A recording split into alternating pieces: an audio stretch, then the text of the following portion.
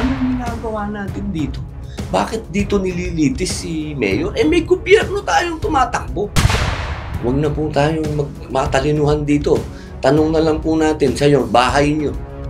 Yung ganyan sa loob ng bahay ninyo, nagka-problema kayo sa bahay ninyo, tatawagin nyo ba yung kapitbahay nyo para ayusin yung problema nyo sa bahay nyo?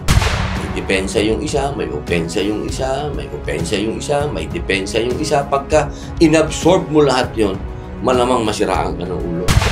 Alam nyo, ako po ay naguguluhan sapagkat kapag pinakinggan mo po ang opinyon ng mga abogado, talagang kanya-kanya silang naratibo. Kasi ganyan naman ng batas eh. Depende sa pagkaka-interpret mo.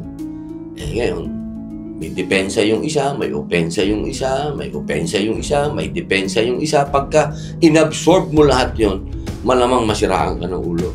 Kaya doon na lang po tayo sa realidad. Ano ba yung realidad? Isa lang po ang realidad dyan. Meron po tayong kalayaan, meron tayong kasarilan, at meron po tayong bansang tumatakbo. Ibig sabihin, may gobyerno po tayo. Yun po ang isang malaking katanungan. Bakit tayo nandito? Anong ginagawa natin dito sa Dahig? Anong ginagawa natin sa ICC? Tayo po ay unang republika sa Asia. Tandaan po natin.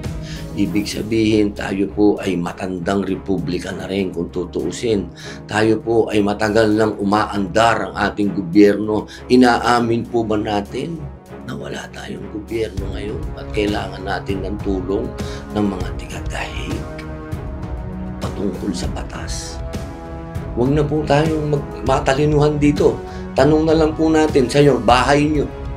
Yung ganyan sa loob ng bahay ninyo, nagka-problema kayo sa bahay ninyo, tatawagin nyo ba yung kapitbahay nyo para ayusin yung problema nyo sa bahay nyo?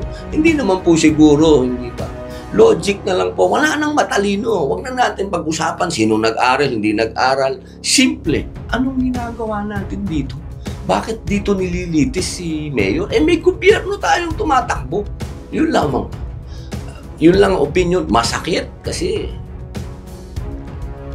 malapit sa akin si Mayor. Matanda na si Mayor. Nakita ko kung paano. Hindi ko akalaing magagawa yun ng isang naka-uniforming tao sa dating Pangulong 80 years old.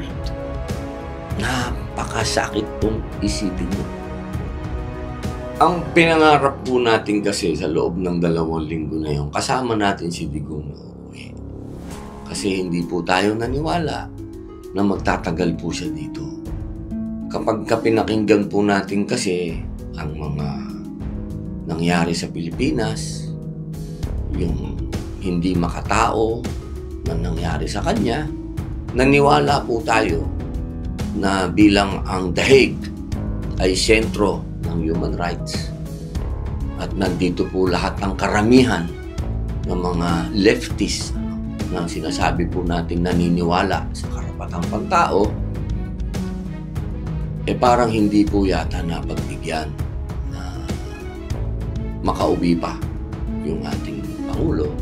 Just to clarify, yun po yung reason kaya po kayo kasamang nagpunta dito days after ho na dinala po dito sa dating Pangulo. Ay po, naniniwala po akong uuwi si Digong. Eh, sa haba po ng lecture sa akin ni Attorney Harry Roque na patungkol sa ICC dahil sila po ang gumawa niyan eh. Yung patungkol sa kung ano yung susundin nilang patakaran dyan. Kasama po si Attorney Harry dyan na gumawa sa kanyang pagpapaliwanag. Talagang illegal ang ginawa sa Pangulong Rodrigo Roa Duterte. Kaya hindi imposible na mapauwi. Kasi hindi nga po nasunod yung due process. Kaya ako po yung umasa. At sa gabi nagdarasal na kasabay ko siyang uuwi.